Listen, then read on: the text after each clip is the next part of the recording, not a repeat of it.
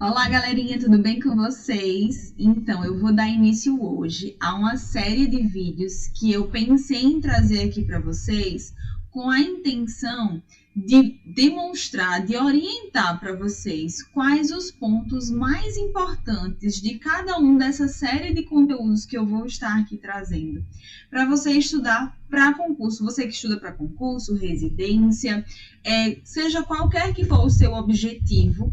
Eu vou trazer nessa série de conteúdos os principais tópicos que tem que estar no seu programa de estudo, tá? Então, eles precisam estar no seu resumo. Você, como eu sempre falo, estude toda a teoria, mas esses pontos você precisa aprofundar e revisar com frequência, responder questões para entender o que mais cai. Esse conteúdo aqui eu trouxe baseado na minha experiência do que mais cai, mas não isenta você de fazer questões aí e reforçar tanto esse conteúdo quanto outros que você perceba de acordo com a sua banca, que é frequente, que é recorrente.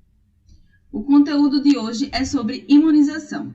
Então, o primeiro passo que vocês precisam saber é quais os principais tópicos que eu vou abordar aqui hoje. Como eu falei, é de acordo com a minha vivência do que mais é cobrado em prova com relação à imunização.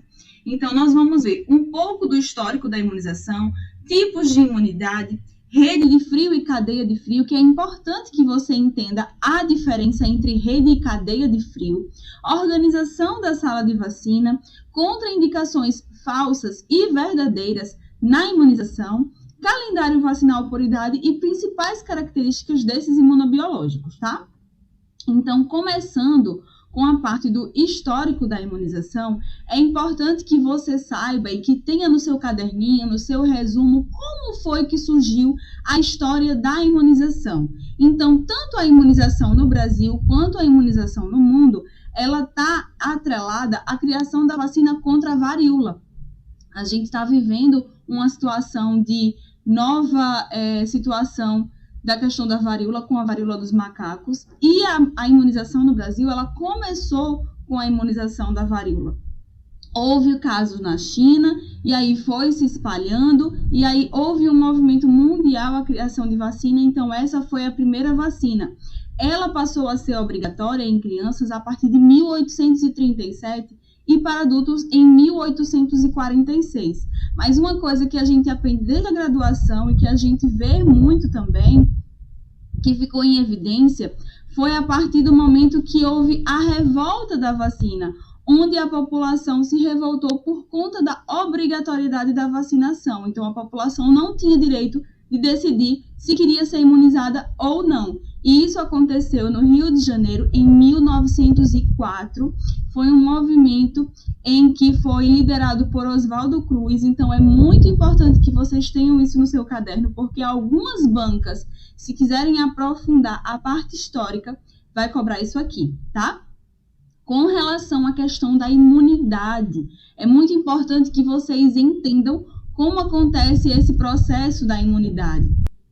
Com relação à imunidade, é muito importante que vocês entendam como acontece esse processo da imunidade. Então, a imunidade, ela é dividida em duas situações que eu posso citar aqui para vocês. A imunidade ativa e a imunidade passiva. E cada uma dessas duas se subdivide em duas. A imunidade pode ser ativa ou passiva, natural ou artificial.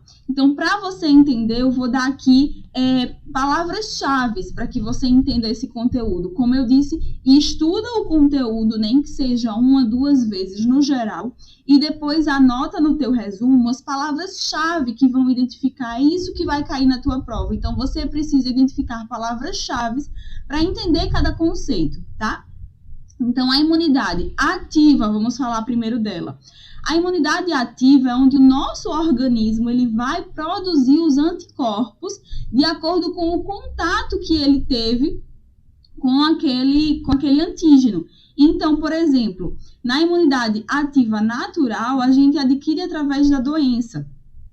A gente adoece e aí o nosso organismo, em contato com aquele agente patológico, ele vai produzir anticorpos para que, num próximo contato com aquela doença, se for uma doença que tem com recorrência, o nosso organismo já tenha anticorpos preparados para combatê-la, diferente da imunidade ativa natural, ativa artificial, que digo.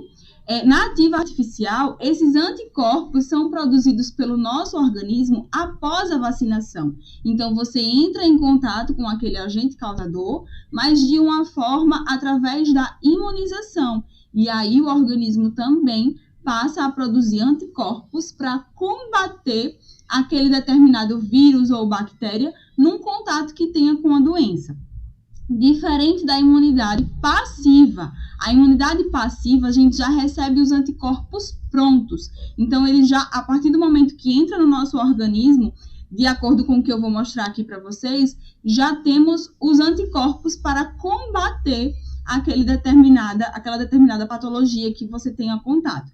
Então, na imunidade passiva natural, é aquela que é passada de mãe para filho. Então, ela pode ser passada por via transplacentária e uma via também muito importante é a questão do aleitamento, tá? No aleitamento materno, a mãe também passa anticorpos para o seu bebê. E a imunidade passiva artificial é aquela que é obtida através de soros, imunoglobulinas. Então, por exemplo, a gente sabe que tem o soro antiofídico. A pessoa tem um acidente e aí precisa de um soro antiofídico. Então, já vai lá os anticorpos prontos para combater aquele veneno em que a pessoa teve contato. Imunoglobulina, a gente tem o exemplo, por exemplo, de bebê de mãe que tem hepatite B. Então, a gente sabe que ao momento do nascimento, ele, além da vacina da hepatite B, ele vai precisar receber a imunoglobulina. Então, tenham em mente que são anticorpos prontos, tá? Artificial, soro, imunoglobulina e natural, via transplacentária, aleitamento materno.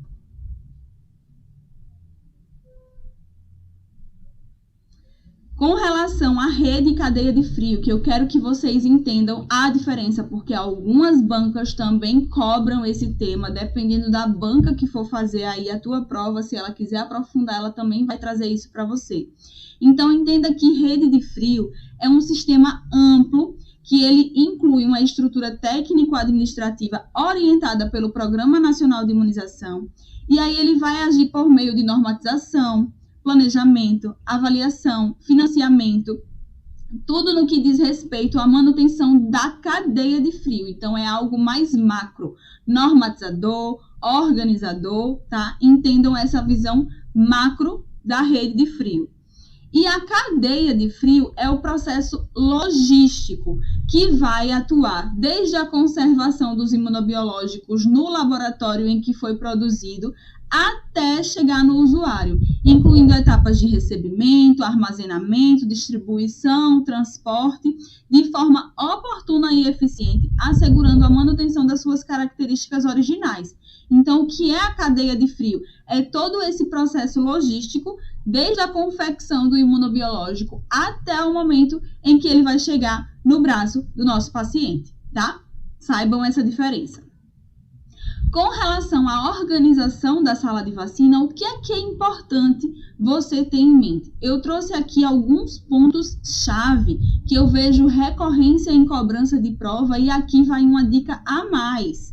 Tudo que tiver falando números, anota, bota um coraçãozinho, bota um asterisco, bota uma estrela, qualquer coisa que você consiga legendar aí no seu caderno como um ponto que é importante que você esteja visualizando com frequência. Você também pode fazer, com relação a isso, flashcards. Eu sempre falo, tanto aqui quanto no Instagram, no TikTok, façam flashcards, porque isso é um material de revisão ativa. Então, você sempre vai poder estar em contato otimizando o seu tempo. Então, é uma ferramenta muito útil para você, principalmente no que trata em relação a números, tá? Então, o que é mais importante aqui em relação à organização da sala de vacina? Você tem que ter em mente que os pisos e as paredes precisam ser laváveis, sem frestas, bancada de material não poroso. Por quê? Porque todo esse local vai precisar passar por limpeza. Limpeza concorrente, limpeza terminal, com a frequência que o Ministério da Saúde preconiza. Então, vocês têm que entender que tudo isso tem que ser de material lavável, bancada não porosa, para não favorecer a impregnação de micro-organismos que não consigam ser removidos através da limpeza, tá? A questão do refrigerador e da câmara refrigerada. A gente sabe que o refrigerador doméstico ele não é mais indicado. Por muito tempo se fez uso, né, daquele refrigeradorzinho que a parte do congelador é acoplada, aquele menorzinho. E aí a gente sabe que hoje ele não é mais recomendado. Muitos municípios ainda possuem esse refrigerador doméstico, mas o mais recomendado hoje é a câmara fria. Por quê? Porque a câmara fria, ela consegue ter uma estabilidade da temperatura muito maior, ela é uniforme, independente de ser no início dela ou no final, diferente do refrigerador doméstico, que a gente percebe a oscilação de temperatura na parte mais alta para a parte mais baixa, e aí a gente lança daqueles mecanismos de tentar manter essa temperatura mais estável com os gelox no congelador, com as garrafas PET com corante embaixo para manter esse equilíbrio entre a temperatura. Mas saiba que hoje o mais recomendado, na verdade o recomendado, é o uso de câmara refrigerada, tá? E aí com relação à limpeza da câmara e à limpeza do refrigerador, você precisa entender que a câmara, como ela não sofre aquele processo de congelamento no congelador do refrigerador doméstico, de ficar aquela camadinha de gelo, no manual do Ministério da Saúde tem preconizado que ela pode ser feita a sua limpeza, aquela limpeza completa a cada 30 dias, diferente do refrigerador doméstico, que você precisa fazer a limpeza a cada 15 dias ou quando a camada de gelo no congelador chegar a 0,5 centímetros. Então, olha aqui quanto número que eu estou trazendo para você. Então, presta atenção, anota. Se ficar alguma dúvida, volta, assiste de novo, porque todos esses números que eu estou trazendo aqui para vocês são super importantes e podem ser cobrados na sua prova. Com relação à limpeza ainda, não é recomendado que se realize essa limpeza próxima aos finais de semana. Então, você está lá na sua unidade de saúde e quer fazer a limpeza numa sexta-feira. Não pode. Por quê? Porque se tiver algum problema nesse equipamento após a limpeza, no final de semana você não vai conseguir ver. Então, quando chegar na segunda-feira, que for avaliar a temperatura daquele equipamento, vai ver que ele esteve fora dos padrões recomendados pelo Ministério da Saúde e você vai perder esses imunobiológicos. Então, isso não pode acontecer, tá? Está bem assim como eu trouxe aqui para vocês em caixa alta, no manual do Ministério da Saúde. Não realizar a limpeza próximo aos finais de semana e feriado, tá? Então, esteja atento a isso, porque isso pode ser também uma questão da sua prova. A área mínima dessa sala de vacina, a gente sabe, na verdade, a área ideal. A área média ideal são 9 metros quadrados e, no mínimo, 6 metros quadrados. Então, não é recomendado de forma alguma a utilização de um local para a sala de vacina que tenha menos de 6 metros quadrados, por conta de toda a disposição de material que vai precisar ser feita. Então, ideal 9 metros quadrados e, no mínimo, 6. Os equipamentos de refrigeração, tenha em mente que são exclusivos para armazenamento e conservação dos imunobiológicos. Nada de chegar e ver uma questão, o equipamento, na sala de vacina você pode conservar vacina e insulina. Não pode. Eu já tive em situações, em unidade de saúde que eu trabalhei, que aí as pessoas vinham dizendo, deixa eu colocar também aqui a insulina, porque não tem onde conservar, não tem onde manter na temperatura adequada. Não pode, gente. Pelo risco do manuseio lá, o profissional acabar confundindo e utilizando a insulina, por exemplo, no local de uma vacina. Isso é um evento muito, muito perigoso. Então, não pode, de forma alguma, armazenar qualquer outro tipo de material no equipamento que não seja imunobiológico, que não seja vacina, tá? Com relação à temperatura e termômetros, a gente sabe que a temperatura de conservação de vacina na instância de sala de vacina na distância local, sala de vacina aqui que eu tô trazendo para vocês é entre 2 e 8 graus. O ideal, 5, tá? Anota aí no seu caderninho, entre 2 e 8 graus com o ideal, 5. Os termômetros, a gente tem hoje em dia termômetros digitais, mas existem algumas salas de vacina que também utilizam aqueles termômetros capelinha. Então, essa temperatura vai ter que ser aferida 2 vezes em cada dia de trabalho dessa sala de vacina. Então, com certeza, você já viu alguma questão ou pode se deparar na sua prova com essa questão. Quantas vezes precisa ser verificada a temperatura na sala de vacina? 2. Uma no início da jornada de trabalho, uma ao final da jornada de trabalho, tá? A distância entre o refrigerador e a parede, refrigerador, câmara refrigerada, no mínimo 15 centímetros. Por quê? Para que haja a circulação de temperatura, porque a gente sabe que atrás do equipamento existe aquela parte que fica muito quente. Então, quando a gente deixa esse equipamento muito próximo à parede, essa temperatura fica ali presa. Então, pode favorecer a não manutenção da temperatura do equipamento. Então, no mínimo 15 centímetros de distância para que haja essa circulação de ar, tá? Tomada exclusiva para equipamento. Então, nada de ter aqueles equipamentos de múltipla tomada.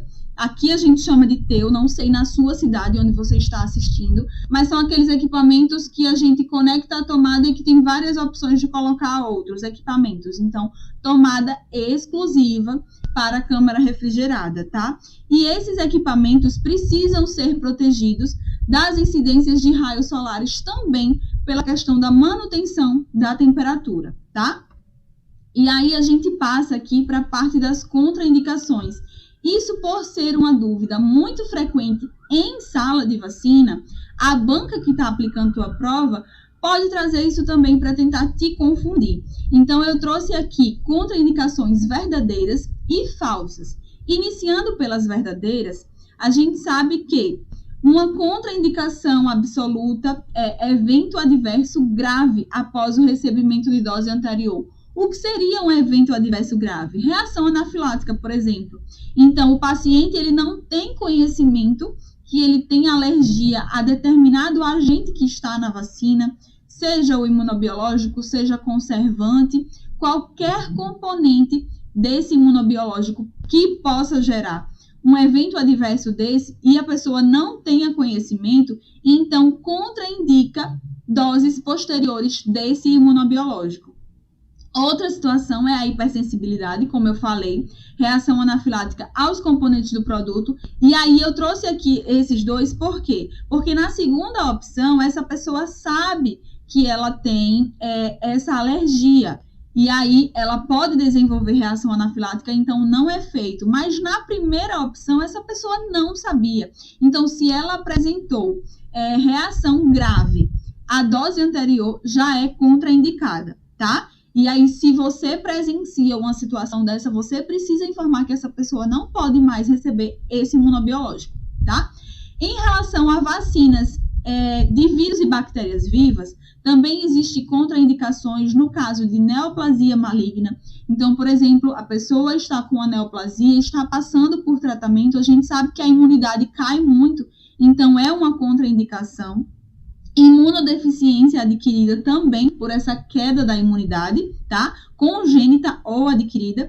E gravidez, exceto quando a gestante estiver sob alto risco de exposição a algumas vacinas. A gente vê, por exemplo, a vacina da febre amarela, que é uma vacina de vírus vivo. Então, a gente tem que ver o risco-benefício para essa gestante, tá? Mas, no geral, ela é contraindicada.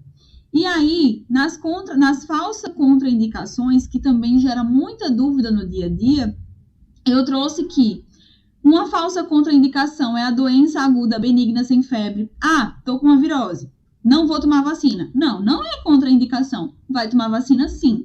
Prematuridade ou baixo peso ao nascer, e aí a única exceção aqui é a questão da BCG, porque a BCG ela só pode ser feita em bebês acima de 2 quilos. Então, aqueles prematuros extremos de baixo peso, a gente tem essa contraindicação, mas não é uma contraindicação absoluta, é um adiamento, tá? Então, entenda a diferença. Não é contraindicação, é adiamento. Reação local à dose anterior, o braço do bebê ficou vermelho, ficou com leve edema, ficou com aquela reação realmente leve, local, à dose anterior. Não contraindica, tá? Situações como tuberculose, coqueluche, tétano, difteria, pólio, sarampo, cachumba, rubéola. Eu já vi pessoas dizendo, eu tô com tuberculose, não vou tomar vacina. Não tem nada a ver. Vai tomar, sim, não é contraindicação. Doença neurológica estável. Então, por exemplo, você chega, tem um paciente que ele é um paciente epilético, mas ele não está em crise, ele está estável, ele está fazendo uso da medicação dele direitinho. Não é uma contraindicação. Antecedente familiar de convulsão ou morte súbita não é contraindicação, isso gera muita dúvida também no dia a dia. Alergias, com exceção, como eu falei lá nas verdadeiras, a algum componente da vacina. Mas se não, eu tenho alergia à poeira, eu tenho alergia a pelo de animal. Não, nada contraindica, tá? E história de alergia não específica, que é também aqui nesse contexto. Uso de antibiótico profilático ou terapêutico e antiviral não contraindicam. E corticoides em dose não imunossupressora. E aí pode surgir a dúvida para você. Gi, o que é dose imunossupressora? Então, quando esse paciente faz uso de corticoides por mais de 15 dias em doses altas, contraindica, não é que contraindica, ele adia para após o tratamento, tá? Mas se for, eu fiz uso de corticoide por 7 dias, 10 dias, em dose normal, não contraindica essa vacinação, tá? E aí, com relação ao calendário, eu trouxe aqui todos os calendários: criança, adolescente, adulto, idoso e gestante. O que é que eu preciso que vocês entendam? Que vocês precisam saber cada vacina, em que momento ela deve ser feita. Então, idade, via de administração, dose, se tem reforço, se não tem, tá? Se essa criança chega e ela está com o cartão atrasado, o que é que eu vou precisar fazer? Quais as doses prioritárias a se tomar? E qual o aprazamento que eu posso fazer de acordo com cada vacina? Então, no manual do Ministério da Saúde, no calendário nacional de imunização, que você pode ter acesso no site do Ministério da Saúde. Se você não sabe qual é o site, coloca lá no Google, Calendário Nacional de Imunização, e o ano que você está vendo esse vídeo. Se for 2022 ainda, ok. Se for 2023, Calendário Nacional de Imunização 2023. E aí você consegue ter acesso a esse material, e aí você vai olhar cada pontinho desse que tem dizendo aqui, tá? A via de administração, a dose, o intervalo entre as doses, o mínimo e o recomendado. E aqui ainda tem a composição de cada vacina. Pode ser que alguma banca que queira explorar muito, aprofundar muito esse tema de imunização, cobre essa parte. Mas eu não vejo muito isso sendo aprofundado dessa forma. E aí, com relação ao calendário de vacinação do adolescente, é importantíssimo destacar a questão da vacina contra o HPV. Então, saiba que ela é quadrivalente. Os vírus oncogênicos são o 16 e o 18. E os vírus 6 e 11 têm mais relação com lesão, verruga genital. Tenham em mente a meningo ACWY. Entenda, quando é feita, ela é uma dose em adolescentes de 11 a 14 anos. Dependendo de quando você esteja vendo esse vídeo, procure ver o calendário atualizado. A gente sabe que vacina atualiza de forma muito frequente. Então, é importante que você veja essa aula e vá olhar o calendário atual do momento que você está vendo, tá? Com relação à vacinação do adulto e do idoso, eu chamo a atenção para a vacina da pneumo 23. É uma vacina que ela deve ser feita em idosos acamados, institucionalizados. No esquema básico, ela é de uma dose e deve ser feito um reforço após 5 anos da primeira dose. Então, isso pode cair na sua prova. Com relação às outras, a gente já tem mais um domínio, né, com relação à hepatite, difteria e tétano. Com relação à febre amarela vale ressaltar que para idosos, também como gestantes, tem que se observar o risco-benefício, tá? Então, estude muito direitinho aqui todos esses imunobiológicos em cada faixa etária. E no esquema da gestante, eu quero chamar a atenção para vocês para a vacina da DTPA. A DTPA, ela foi instituída no calendário vacinal, ela é feita na gestante, mas o objetivo é proteger o bebezinho, porque esse recém-nascido só vai ter contato com a imunização para esses agentes com 2 meses de idade é que acontece a primeira dose. E o que estava acontecendo? Esses bebezinhos estavam adoecendo antes de receber essa dose da vacina. Então, hoje é feita a dose na gestante pensando em proteger esse bebê. Essa gestante vai receber a dose em cada gestação. Mas disse ela engravidar todo ano? Todo ano ela recebe, tá? Ela é por gestação. Ela deve ser feita a partir de 20 semanas de gestação. E se por acaso essa gestante não fazia acompanhamento, não fazia pré-natal e chegou para você na sua sala de vacina, no puerpério também pode ser feita, porque como eu falei lá atrás, ela pode passar esses anticorpos para o bebê por via do aleitamento materno, tá? Então, esteja atento a isso. E outra coisa muito importante, nunca a gente recomeça esquema vacinal.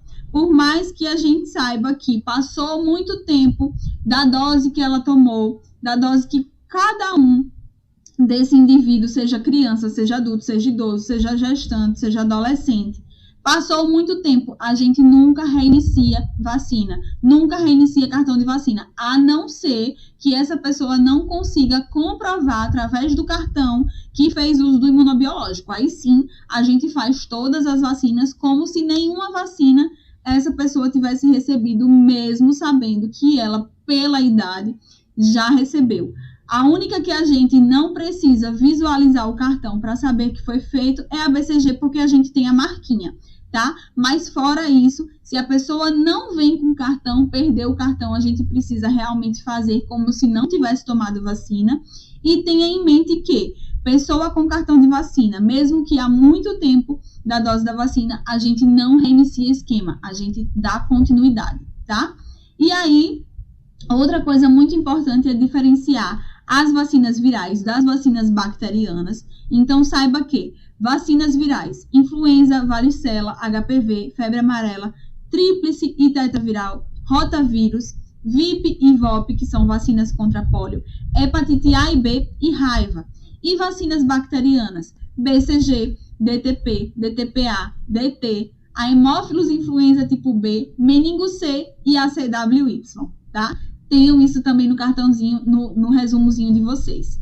E aí, para finalizar, eu queria dizer para vocês que, reforçando, realize um estudo completo desse material de imunização, imunobiológico, rotinas e procedimentos em sala de vacina, tá? E aí, façam o seu resumo, façam questões para você entender o que é mais importante. Aqui eu trouxe alguns pontos para vocês, mas vocês podem visualizar fazendo questões nas provas que vocês façam.